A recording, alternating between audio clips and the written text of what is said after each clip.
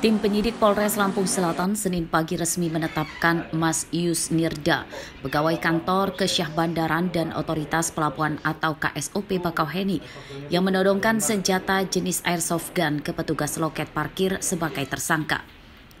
Mobil berikut airsoft gun milik tersangka disita sebagai barang bukti.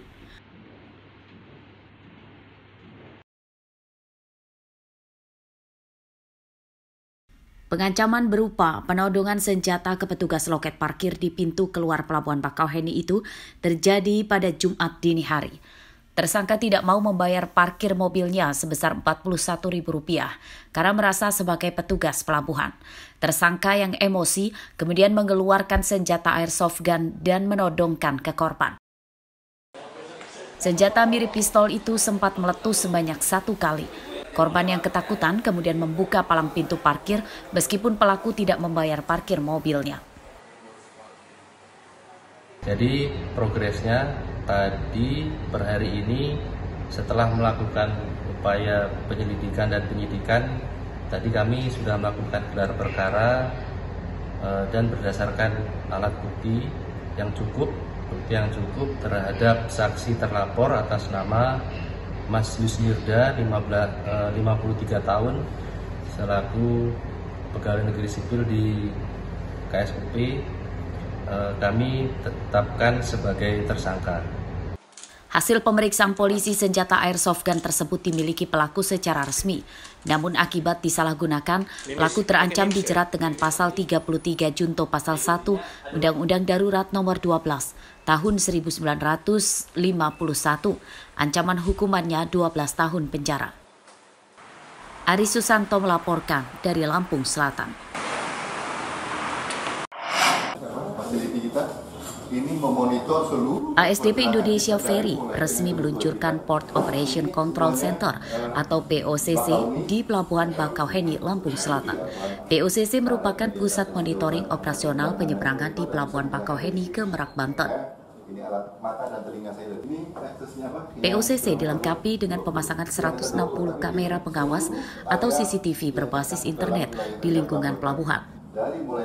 Fasilitas ini dirancang untuk meningkatkan keselamatan pelayanan hingga keamanan dan pencegahan pungutan liar atau pungli.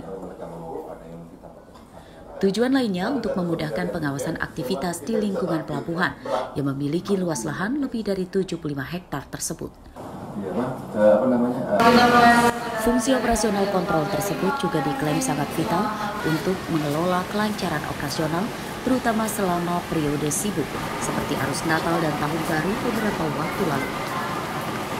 Ini kita sebut POCC ya, atau kalau bahasa Indonesianya monitoring pelabuhan secara keseluruhan. Kita lebih mudahnya ya, monitoring kami di pelabuhan ini dari mulai entry kita masuk, kendaraan kita masuk di tol gate sampai seluruh dermaga dan seluruh area sini kita bisa monitor dan kita bisa lihat apa yang terjadi. Terintegrasi kemana aja nih Pak, selain itu area pelabuhan? Sementara ini ada beberapa yang khusus di angkutan Nataru, kita ambil CCTV juga dari kilometer 20, 87 dan 49 ya. Ketika linknya dikasih kami bisa tampilkan di sini. Begitu juga dengan Merak. Merak juga bisa kita tampilkan di sini. POCC juga diklaim bisa memantau pelayaran kapal ro-ro hingga sejauh 1 km dari pelabuhan serta terintegrasi dengan jalan tol, BMKG, dan Pelabuhan Merak, Banten. Asep Saifullah melaporkan dari Lampung Selatan.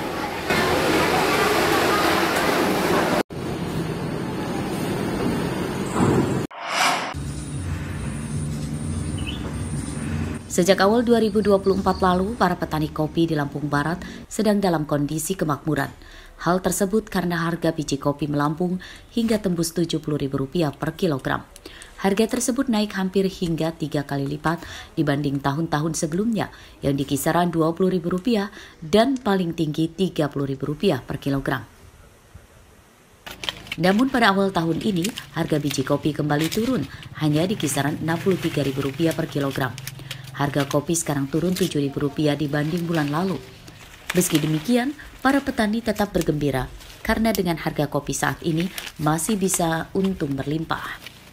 Ya mudah-mudahan hasilnya ini meningkat tahun depan. Cuman kopinya ini masih hijau, belum panen ini. Jadi mungkin panen nanti bulan 2 Sampai bulan 3 ini udah mulai. Memang tahun sebelumnya harga kopi berapa, Pak? Ya kalau kayak tahun 2020, 2023 itu kan masih 19.020. Tahun 2024 ini 70. Nah nanti kedepannya ini mudah-mudahan lebih bagus lagi lah. Mungkin sekarang ini kan belum musimnya, jadi harga kopi cuma 63.000 kalau sekarang. Mudah-mudahan ke depan lebih baik daripada tahun-tahun sebelumnya. Lampung Barat merupakan kabupaten terujung di Lampung yang berbatasan dengan Sumatera Selatan.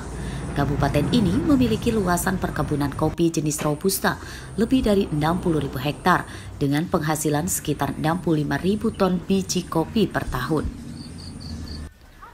Rosandi melaporkan dari Lampung Barat.